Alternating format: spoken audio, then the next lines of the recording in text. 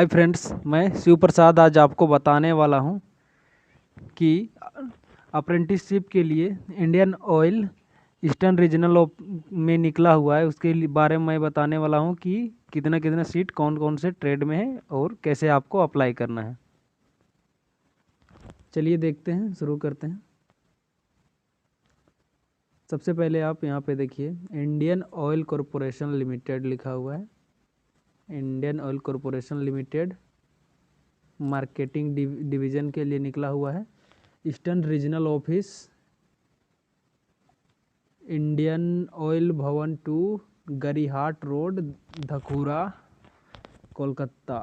यहाँ पे दिया हुआ एड्रेस वगैरह आप कांटेक्ट कर सकते हैं।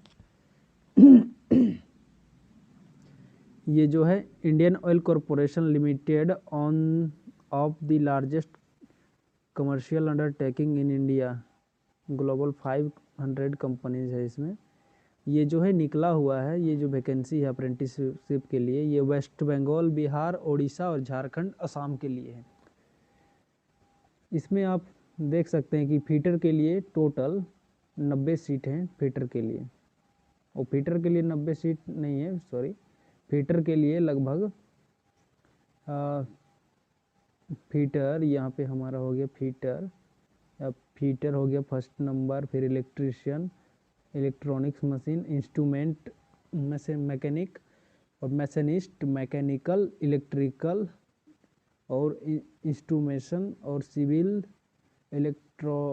इलेक्ट्रॉनिक्स एंड इलेक्ट्रिकल वाला, और ये इलेक्ट्रॉनिक्स एक है। ये इतना पोस्ट है हमारा 11 नंबर तक, जिसमें ये जो 5 नंबर तक का पोस्ट है हमारा, 1 से 5 नंबर तक का पोस्ट, उसके लिए 90 सीट है। 1 से 5 नंबर का जो हमारा है, इसके लिए टोटल 90 सीट है, जिसमें जनरल कैटेगरी में 38 सीट है, EWS के लिए 9 सीट है और SC के लिए 20, ST के लिए 4 और OBC नॉन क्रीमी लेयर के लिए 19 है, और PWBD के लिए कुछ भी नहीं है यहाँ पे। उसके बाद आपको बताते हैं आगे ये टेक्निकल अप्रेंटिस मैकेनिकल के लिए। उसके बाद फिर यहाँ पे हमारा 6 नंबर से हमारा 11 नंबर तक, 6 से 11 नंबर तक हमारा कितना सीट है। 6 नंबर से 11 नंबर में आता है मैकेनिकल, उसके बाद electrical, instrumentation, civil, electrical and electronics और इलेक्ट्रॉनिक्स। ये सब है हमारा। ये सीटों में लगभग हमारा 123 सीट है, जिसमें जनरल कैटेगरी में 50 है, EWS में 12 है, SC में 28 है, ST में 6 है और OBC NCL में 27 है। यहाँ पे आप देख लीजिएगा कि किस में कौन से ट्रेड में और कौन सा रीजन में कितना सीट है। इसके बाद आप नीचे आइएगा तो आपको दिखाएगा कि झारखंड में कितना सीट है। ये सबसे पहले देखते हैं कि झारखंड में कितना सीट है। झारखंड में फीटर के लिए fitter, electrician, electronic mechanic, instrument mechanic, machinist, mechanical, electrical, instrument mechanic और सिविल के लिए टोटल इसमें 5 पोस्ट है। 5 पोस्ट के लिए टोटल सीट दिया हुआ है कि 20 है, जिसमें से 9 सीट हमारा जनरल कैटेगरी में, 2 सीट SC में और 2 सीट ST में, sorry 2 seat, 20 seat general category में हमारा है। 20 सीट जो है जनरल कैटेगरी के लिए है, ये हमारा टोटल सीट है। उसके बाद 9 seat general category, 2 seat EWS, 2 SC के लिए है, 5 ST के लिए और ये हमारा OBC के लिए। हम आगे बताते हैं कि कैसे इसको अप्लाई करना है। टोटल नंबर ऑफ सीट है 505 सीट है, जिसमें से 231 हमारा जनरल कैटेगरी के लिए है, 505 सीट है, जिसमें से हमारा 231 जनरल कैटेगरी के लिए, 44 EWS के लिए, 76 हमारा SC के लिए, ST के लिए 39 और 94 सीट हमारा OBC NCL के लिए, और 20 सीट जो है PWBD के लिए। अब हम आगे देखते हैं कि इसको कैसे अप्लाई कर सकते हैं। यहाँ पर डिसिप्लिन कोड लिखा हुआ है कि आपको इस इसके लिए क्या क्या क्वालिफिकेशन होना चाहिए। इसमें लिखा हुआ है कि आपको NCVT किया हुआ होना चाहिए, फुल टाइम ITI होना चाहिए आपका फिटर से, या भी आपका जो भी ट्रेड है उसके अनुसार आपका होना चाहिए। ये जो है यहाँ पे आपका डिसिप्लिन कोड लिखा हुआ है, फिटर के लिए अलग है, इलेक्ट्रिशियन के लिए अलग है, मैशनिस्ट के लिए अलग होगा, हर एक के लिए अलग अलग होगा। यहाँ पे आप लेना है। उसके बाद फिर आगे बढ़ते हैं।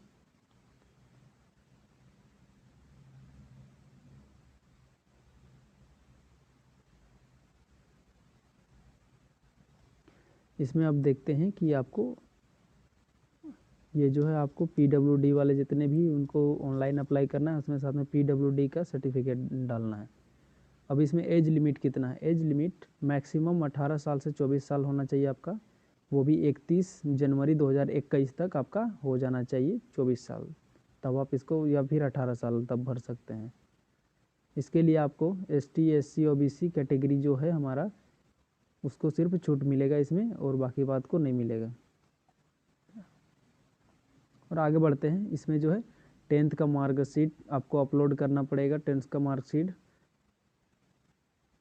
और उसके बाद कास्ट सर्टिफिकेट आपका होना चाहिए, और जो आपका एजुकेशन बोर्ड है, एजुकेशन बोर्ड वो होना कि कौन से स्टेट से है, वो आपको भरना पड़ेगा अच्छे से।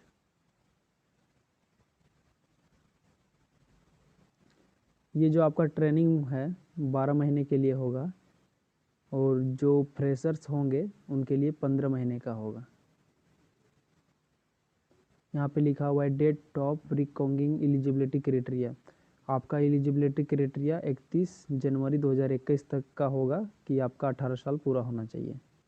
चलिए आगे बढ़ते हैं। इसमें जो है क्या बोला है, सिलेक्शन के लिए बोला है कि selection shall have be the basis of performance of the candidate on the basis of marks obtained by the written examination। आपका written examination में जितना नंबर आएगा उसके अनुसार आपका सिलेक्शन होगा अप्रेंटिसशिप वाला में। इसमें जो है आपको 90 मिनट का टाइम होगा और 100 क्वेश्चन होंगे। इसमें 100 क्वेश्चन होंगे, यहाँ पे दिखा रहा है कि 100 क्वेश्चन होगा।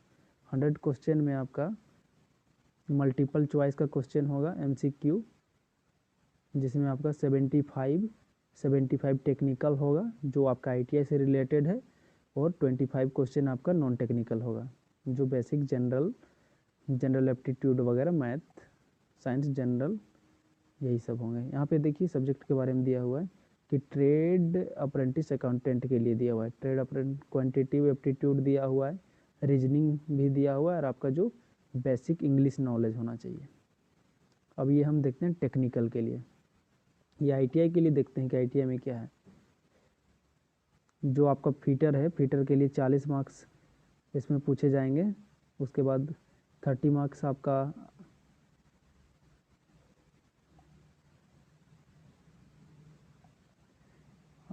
टेक्निकल रिलेटेड 40 मार्क्स का होगा, मैथ 20 मार्क्स का होगा, रीजनिंग 20 मार्क्स का होगा, और English, basic English knowledge 20 marks का होगा। उसके बाद आपका